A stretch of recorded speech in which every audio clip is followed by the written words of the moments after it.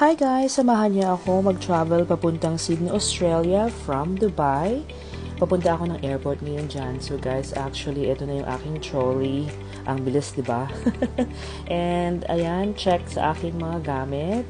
Ito na guys yung gamit ko. Naghihintay ako mag-open yung aming check-in kasi I think 4 hours akong very early.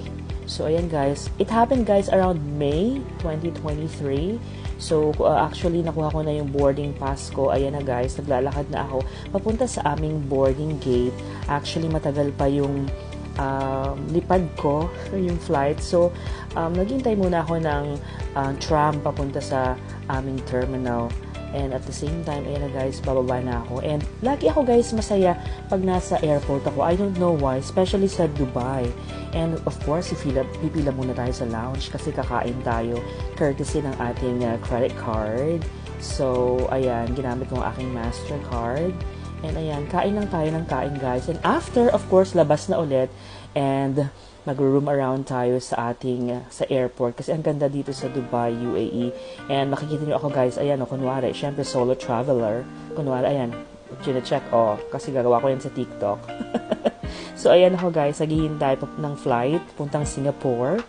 So, actually guys, ang flight ko is Dubai to Singapore to Sydney. Ayan, lakad na tayo guys, sasakay na tayo ng plane via Singapore Airlines.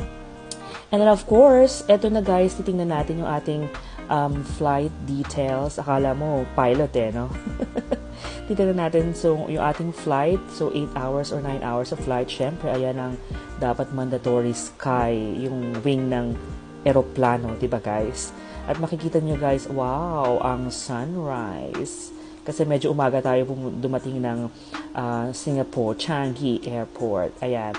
Siyempre, bababa na tayo. And then, ayan na, ang napakagandang Changi Airport, guys. And sasakay naman tayo ng Scoot.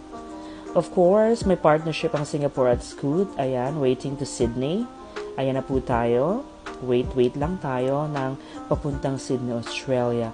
And nakasakay na tayo ng plane, guys, agad, guys. Ito yung kanilang arrival card. So, declare.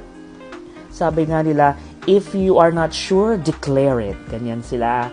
So, ito na yung nakarating na ako ng airport, guys. And of course, magte-train tayo papunta sa Sydney CBD. Ayan, sobrang dali lang, guys. So, follow nyo lang yung mga signages. Marunong tayo magbasa, di ba? And of course, guys, ginamit ko ang actually, kumuha ako dyan ng Opal card. Pupunta ako sa napakabait na teller dyan sa airport. Ayan, naglalakad-lakad ako. And then, siguro nakuha ko na dyan yung aking Opal card. And magta-train. So, ang ganda ng actually yung accessibility dito from the airport to CBD Sydney. Sobrang accessible niya, guys. So, ang gagawin lang natin is, yung usual, sanay naman tayo din sa Dubai na metro. So, itatap lang natin yung ating Opal card. So, bago yan, kumuha na muna tayo dyan sa counter. And then, nakakuha na nga tayo ng Opal card. Yung parang Knoll card, guys. Ayan, tinap ko na. And then, of course, hahanapin na natin yung ating platform. And mega tanong-tanong tayo, guys. And agad, ayan na naman, Haggard check. And waiting for ating train papuntang CBD. Ayan, iniintay na natin. Nakapagtanong na tayo dyan, guys. So, confident na tayo. Papunta tayo ng city center. Ayan, meron na tayong map para hindi tayo maligaw. And then, of course, lalabas na tayo. O lalabas pa tayo o sasakay? I think sasakay tayo, guys. Ayan, sasakay na tayo ng train papunta sa main city, yung tinatawag nilang Sydney CBD. And hanap na tayo ng chair dyan. Kunwari, confident tayo, guys, pero kinakabahan. Marami nakapagtanong na rin tayo dyan, guys. Nakapagtanong na ako sa mga mababait na people. At eto na nga, medyo palabas na tayo. At hahanapin na natin yung ating hostel, actually. Guys, hindi ako nag-book ng super gandang hotel kasi tutulog lang naman tayo. So, hanapin natin siya. So, mega tanong kung saan ang exit. And then, of course, lalakarin na natin ang George Street.